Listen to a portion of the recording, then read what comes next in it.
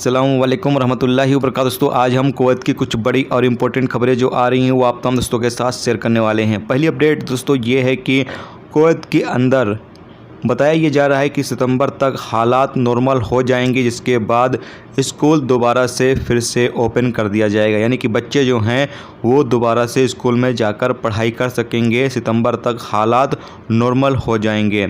Update के मुताबिक बताया ये गया है कि एक पहली और दूसरी क्लास के जो बच्चे होंगे वो 1 सितंबर से स्कूल में जाना स्टार्ट कर देंगे, जबकि बाकी क्लास के जो बच्चे होंगे वो 19 सितंबर से स्कूलों में जाना स्टार्ट कर देंगे। तो ये एक अच्छी खबर है कि इंशाल्लाह सितंबर तक जो हालात हैं कुवैत के अंदर नॉर्मल हो जाएंगे और बाकी जो पाबंदियां लगी हुई हैं वो तमाम तरह की पाबंदियां भी ख़त्म हो जाएंगी हालात के साथ। यानी जब हालात कुवैत के अंदर नॉर्मल होंगे तो बाकी जो पाबंदियां लगी हुई हैं, चाहे वो कुवैत में एंट्री के हवाले से हो या फिर बाकी और जो पाबंदियां लगी हुई हैं, वो तमाम तरह की पाबंदियां कुवैत सरकार ख़त्म कर सकती है जैसे ही कुवैत के अंदर हालात नॉर्मल होंगे। तो ये एक अच्छी खबर है कि इंशाल्लाह एक उम्मीद जगी हुई है, एक उम्मीद बताई जा रही है कि सितंबर तक जो हालात हैं वो कुवैत के अंदर बेहतर हो सकते हैं।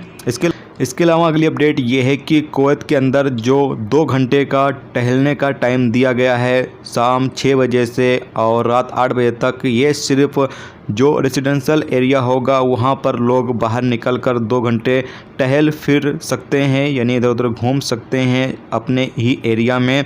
और बाकी ये भी कहा गया है कि ज़्यादा लोग एक जगह पर इकट्ठा ना हो, जो समाजी दूरी के असूल हैं उसको लोग फॉलो करें और मुंह पर मास्क का भी इस्तेमाल करें और एक दूसरे से बात बिल्कुल भी ना करें। ये तमाम तरह के रूल्स लागू किए गए हैं। यानी कि सिर्फ आपको टहलने की परमिशन दी गई है, वहाँ पर चलने फिरने की परमिशन दी गई है। जो रेजिडेंशियल एरिया होगा सिर्फ वहाँ पर आपको चलने फिरने की परमिशन दी गई है। बाकी बैठने की या आप एक जगह पर ज़्यादा लोग बैठकर बात करें, इन तमाम चीज़ों की परमिशन आपको बिल्कुल नहीं होगी। अगर इसकी कोई भी खिलाफ वर्जी करता है और पकड़ा जाता है तो उसके खिलाफ भरपूर कार्रवाई की जाएगी।